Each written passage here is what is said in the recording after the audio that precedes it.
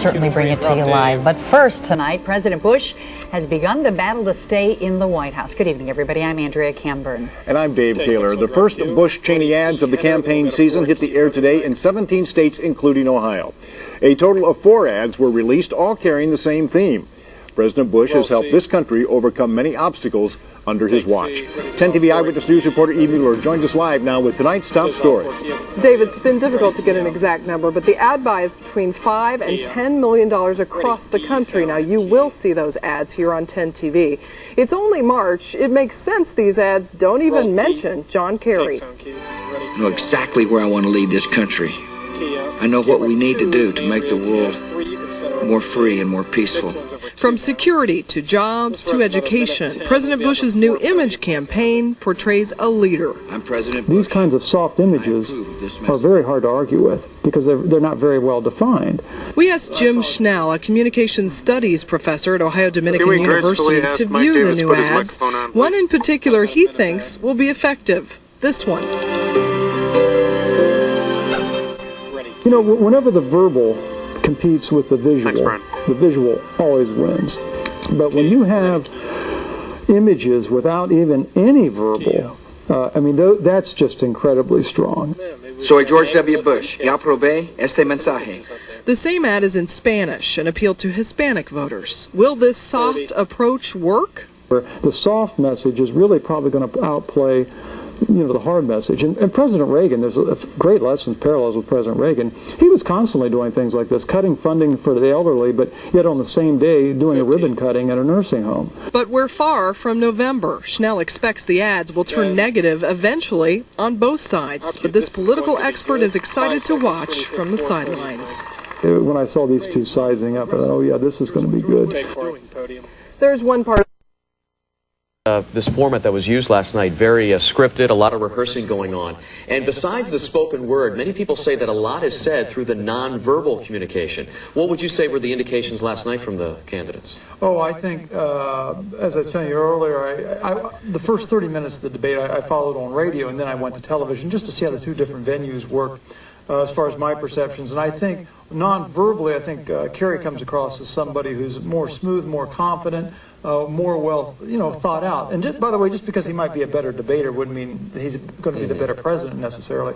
Whereas President Bush did seem more spontaneous and seemed to be, I think he connected more with the audience, oddly enough, because I think people can relate to Bush more than Kerry. But as far as debating ability, I think Kerry had more emphasis on logic and being able to convey himself as a logical person. The venue's going to change, of course, a week from today. New York. Now, this early in the game, analysts say the strategy is for the candidates to be positive. Jim Schnell, a communications studies professor at Ohio Dominican University, points out that images in the Bush ads are soft, emotional, and not well defined, so they're hard to argue with. And I think we'll see both candidates going soft here for a while. But eventually it's going to get stronger and stronger. We're going to move from soft to direct. It'll be negative ads. Schnell says right now the idea is to portray Bush as a strong leader who has proved himself in Washington. It would be a first.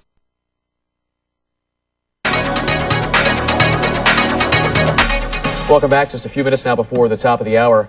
Getting some perspective on all that has happened over the past day. Of course, the post-day election. Joining us now, Jim Schnell, a regular during the months leading up to the election here on the Morning News with Ohio Dominican University. Thanks so much for joining us again, Jim, for sticking around. Sure. Basically, with all the excitement, all the hubbub of yesterday, and now the indecisiveness of how Ohio is going to play out, what the Secretary of State said, we've just got to sit back and relax. Is that really going to happen, you think? Well, I'll tell you, we're kind of shifting from this visually oriented, fast-paced advertisements, campaign bombardment to now abruptly shifting gears to Secretary of State Blackwell saying, okay, we need to slow down. It's going to be much more of a methodical pace. It's going to be processed. And last night, if you heard him speak, I mean, he's digging his heels in like he's not going to be pushed on this. He's going to do it right, get it right, and, really stand up with legitimacy of the process. Of course, the political spotlight here in the United States and Thoughts. One thing I wanted to hit you on the rhetorical side of things, we were seeing the girls from the University of Akron who were the housemates, the colleagues there, one voted for Bush, the other voted for Kerry. Television has so much to do, the debates, and what we think of visually. How does that impact what you do and what you try to convey to your students? Oh, this is great material for case study analysis. And these things are like subtle steps, but little by little, with each campaign, we see this to be much more of a visual experience.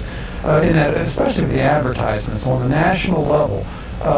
Images are projected, and they don't really have an accountability standard because you can't argue with an image. In fact, the projector of the image can even, defend themselves by saying, "Oh, that isn't what I meant." But a lot of times you can make claims that are almost just absurd, and I think this is where the youth is just kind of one of the things that's moving the youth to get involved. There are things like Iraq, etc.